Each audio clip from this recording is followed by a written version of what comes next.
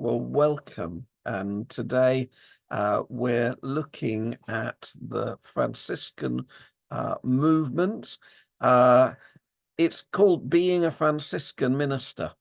So our focus is, of course, on understanding something of the history and the movement, but is as practical as we can be about how does having a spirituality like that potentially influence the way we actually act as ministers in East London and Essex. And I am enormously pleased that we're joined by somebody who actually knows the answer to that question. Which is to say, Emma Wylie. We have a real live third order Franciscan with us. So here's what we're going to do. I'm going to give you a bit of historical background. Then I'm going to ask Emma, what about the story of Francis and Claire particularly strikes her as important and makes a difference to her. Then we're going to have a Bible reading and some words from Bonaventure about it. Bonaventure was effectively Francis's sort of successor in the movement. Then we're going to talk to each other in a breakout. Oh, well, we'll see if anyone's joined us, whether there's two breakout groups or one, talking about that stuff. And then we're going to come back together and have a conversation. And as part of that conversation, I'm going to ask Emma how what she does right now in her job is a little bit different because she's a Franciscan. So let's go. Last time we got together, we were talking about Richard Lovelace and the idea of renewal. And Lovelace believed that every so often in the history of the church, God sort of puts his finger on the church. It's a kairos moment, as Lovelace might put it. It's a special moment in church history. And God reforms and renews and revives the church. And that has an impact on people coming to follow Christ, but also on social structures and the culture and so on. And Lovelace would say one of the key examples of this, though we looked mainly at the one he actually lived through, which was the charismatic renewal of the 70s and 80s. He would say that a key example of that is the Friars. The movements associated with Francis and Claire and with Dominic and others around the beginning of the 13th century. Let's start with Francis. Francis is born in Assisi in Italy in 1182. Not born into poverty, born into the new and upcoming merchant class of the end of the 12th century. His dad is Pietro Bernardoni, forgive my pronunciation, who trades with France. So it seems like, probably, we don't really know, Francis, who was baptized as Giovanni, so it kind of probably got the nickname Francesco because his family were always going off and spending time in France and with French people. It means sort of the little French guy. Not born in poverty, not noble either, and certainly not religious or not particularly religious. We hear lots about his social life, his singing, and his partying with the young men of Assisi. And little Francesco decided that what he wanted to be was a knight. So at some point, probably at the end of his teens, he joined the forces of Assisi, who were going to war with the neighboring city of Perugia. He doesn't seem to have been a very good knight, because he got captured and spent a year as a prisoner of war in a Perugian jail until his father had to ransom him. And yet, somewhere in all of this, we're never quite sure of the time scale of when he first had an experience of a call of God. But at some time around that, Francis started to hear God speak. And the first thing that he seems to have heard God say was, "I want you to rebuild my church, which is in ruins." That the voice seemed to come from a crucifix in the tiny ruined church of San Damiano. And Francis seems to have taken things pretty literally. So he went out and bought materials and started to rebuild the chapel. And then when he ran out of money, he took cloth from his father's shop and started selling it in order to buy the building materials. This did not please his dad. His dad took him before the local bishop. I mean, if you want to shame your son for being a bit too religious, you take him in front of a bishop and shout at him there, it appears. And Francis responded by stripping off all his clothes. And I think it was literally all his clothes from what we can work out. And saying, "I'm returning to my father everything I ever received from him. From now on, I will only call God my father."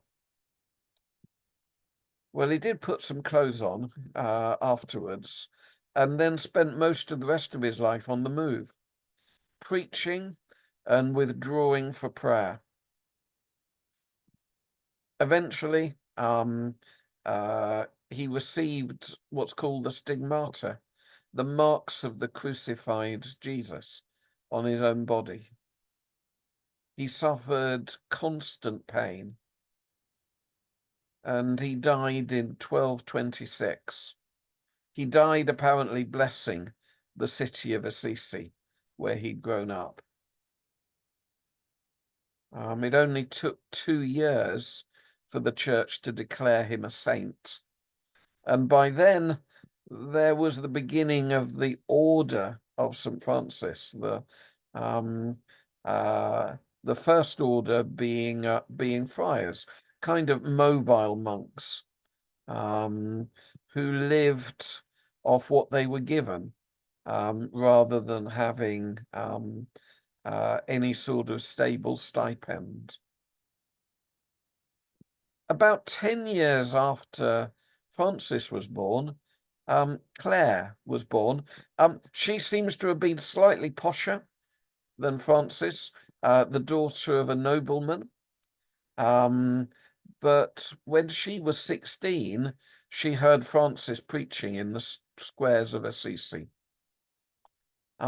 She'd already refused several offers of marriage, and already started to share her food with the poor of the town.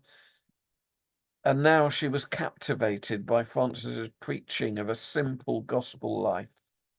And she determined to follow Jesus and follow Francis, along with a friend of hers called Bonner. On Palm Sunday 12/12, she left her parents' house secretly, and at the little church of St. Mary of the Angels, just below Assisi, she met Francis and a few of the friars, the brothers. She changed her noble dress for a simple habit and took off all her jewelry. Francis cut her hair off.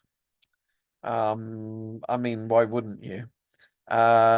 She made her vows of obedience.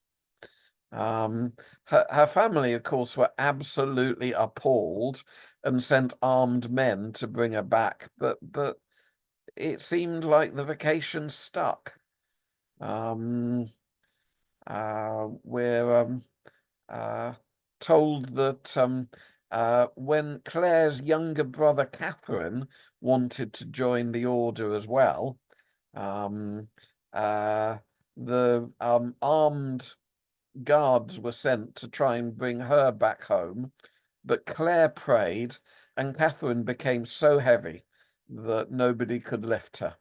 So defeated, the armed thugs went home and accepted that this is the way it was going to be.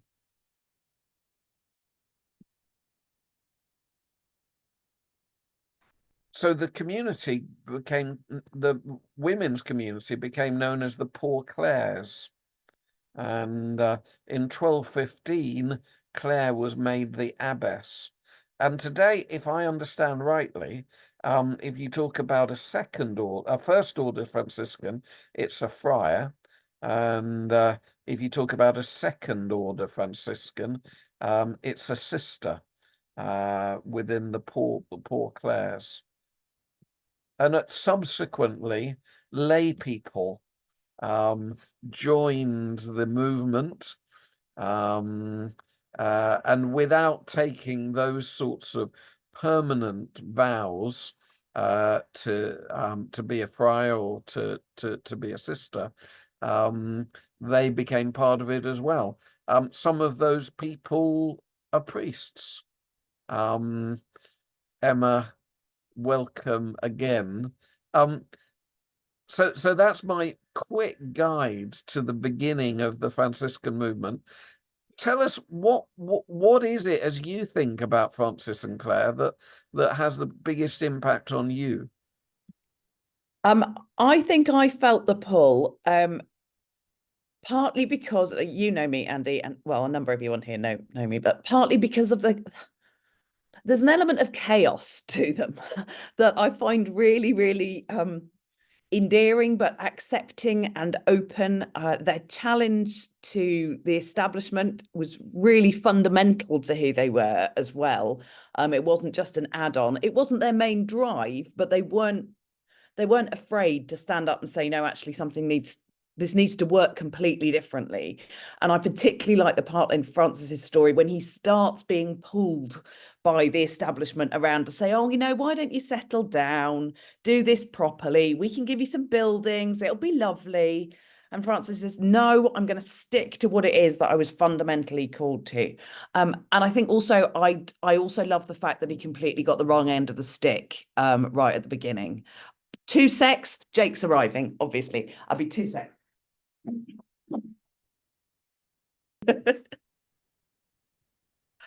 Yeah, I just love the fact that Francis got the wrong end of the stick. So he hears God in this wonderful situation and looking up at his crucifix, the old San Damiano cross that becomes a big thing for all of us. You spot them all over the place. And he goes, yeah, great. Okay, off I go. I'm going to go and rebuild the church. That'll be brilliant. I'll get loads of people involved. And he got people making bricks, and he brought all sorts of stuff from the community. And I thought, that is so me. And then God goes, well, that's lovely, chum, but that's not quite what I meant. And I felt that's also a really strong pull for me. And the whole flavor, I mean, I could bang on for ages about this, but the whole flavor of Franciscanism, its outward focus, its lack of, in some senses, lack of stability. It doesn't find its stability from one location. And as a person who is waiting to do her 37th move, that resonates with me. So that the sort of going to where you're called and doing the thing is very, very powerful. Whereas you get a different form of the stability that comes with the Benedictines, for example, is very, very important. It's not something that I'm really called to. So the stability comes in Franciscanism, comes from the contemplation. It comes from our root through the contemplative thread, I think. So contemplative, mobile, unconventional, and totally socially focused. So a real strong outward focus that is not, it's not only about personal purity and personal growth, though the digging in and the being the person you're called to be is fundamental to it. It is about what that faith and that life does when faced with humanity. So there's a story of Francis embracing the leper, which is very, very significant. And Francis had one fear in life, and that was, or one fear that he admitted to, and that was leprosy. And one day he's out walking the streets on his horse, I think. Bernard, you'll remember this better than me. I can't remember all the stories. And he sees a leper in the road, and he starts getting slightly freaked out. And God says, "Okay, you're going to get down from that horse, and you are going to go and embrace that leper." And he does it, and it changes his life because he embraces the thing that has been a barrier, and the liberation that he gets through that is really, really huge. And that's quite fundamental, I think, also to my spirituality. That sense of not allowing my preconceptions to get in the way. There's something really powerful about being called to challenge myself and others in our preconceptions. So that's really, the social focus is really, really important, and the messiness of it. And I love the idea of a guy who took his clothes off in front of the bishop. I mean, I haven't done it yet, but there's always time. You know. Yeah. I mean, let's see what she says. Yeah. So there's an environmental commitment now. Has that been part of the Franciscan call from the very beginning? Francis had an amazing relationship with creation, and Francis's belief that he encounters God in every aspect of creation, and that not only that's a nice way to encounter God out there, but that we are fundamentally part of that creation, has run through since the beginning. I mean, you get these awful images of what we call bird bath Francis, of him talking to the birds and the bees and holding bird baths in his hands, and that can feel slightly annoying. It can, because it dampens down a fundamental passion that was inside Francis, and is, thank you for flagging it up, is also inside me, this sense of interconnectedness, that we don't just do nice things for creation because God gave us a nice present and isn't it good to look after the present, but that actually we are part of that. And then Francis uses the language of sister and brother for, the slug that he's just nearly trodden on, or the tree that he's encountering. And when you spend some time, initially you just flip your language because that helps us. That's the way we think quite often in words. But when you spend some time actually allowing yourself to dig into that, it is utterly life-changing. It changes your relationship to everybody around you, to the human beings around you, but also the whole world that you encounter. It opens it up, and it binds you at the same time. There's this amazing juxtaposition of being bound to something and being freed by it, which I find quite a lot in Franciscanism. There's this idea of holding things very lightly, but also being so fully committed. I mean, Francis was so committed, he ended up dying very young. But we can explore that another time if you wanted to. But that bond with the whole of creation, being not simply a means of worship, but a way of truly encountering God. If you believe that the tree that you're standing next to isn't God, but imparts God to you, and has as much of a right to be here and has as much of a role to play in the universe as you do, then you start to relate to it in a very, very different way. And it is heartbreaking and unbelievably joyful at the same time. The joy that I now encounter in creation, I think has stepped up a level since I became a Franciscan. And also the pain that I feel as I see what we do to creation is deeper because there's that sense of relationship. But as I say, it changes our relationship with one another as well as the whole of creation. It's really powerful. Fantastic. Well, we will have more opportunity to talk, and I promise everyone will get to ask Emma all the questions that are bubbling up within you. I'm just going to share a Bible passage, though, that means a lot to many Franciscans. And oh, let me pause for a moment.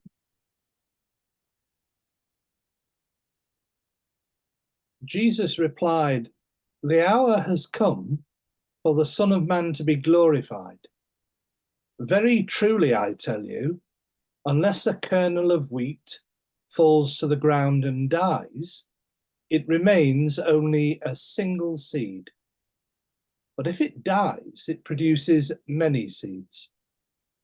Anyone who loves their life will lose it, while anyone who hates their life in this world will keep it for eternal life. Whoever serves me must follow me, and where I am, my servant also will be. My Father will honor the one who serves me." Thank you very much indeed. I'm going to get a thought from a couple of Franciscan voices. The second of those will be Emma. The first is Bonaventure. So Bonaventure was the person who succeeded Francis as leader of the movement. And here's what he said.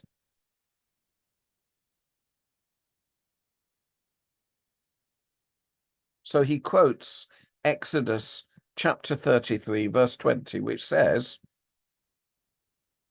look, it was Latin. It's not woke. Sorry, there you go. It says in his translation, "No man shall see God and live." He says this is absolutely literally true. It is only when we lose our life by dying that we're able to see the Father. But if we die, we will see God everywhere. Let us die then and enter into this darkness. Let us silence all of our cares and desires and imaginings. Let us pass over with the crucified Christ from this world to the Father. And then the Father will be shown to us, and we may say with Philip, "It is enough for us." By seeing Jesus, we pass over to the happy vision of the Father himself. So that's what Bonaventure said about that. I mean, what's in your mind, Emma, as you and you suggested that passage as one that would be kind of characteristically Franciscan in some way. What does it spark in you? Well, one of the reasons I chose it was because it's the beginning of our object as the when you read the Franciscan principles. So we start every month. Each day of the month we read one of our principles, and then we have a great big Franciscan joke about the 31st because there isn't a principle for that. So it's our unprincipled day. So you have to have a laugh about that. So this passage is used right at the very beginning when the order is trying to decide and express what it's all about. It uses these few verses. So they've got to be important, but they can also be I think they're very knotty. They're really challenging. And especially when you hold alongside these words, the idea that Francis basically treated his body so badly that he died. And we are modern people living in this world that don't necessarily feel called to destroy ourselves by not looking after ourselves properly. So how do we handle that? And I think this idea of the kernel of wheat falling to the ground and dying. Now, we know that it doesn't actually die. Our science now knows that it's not actually dying, but it appears to die. Okay.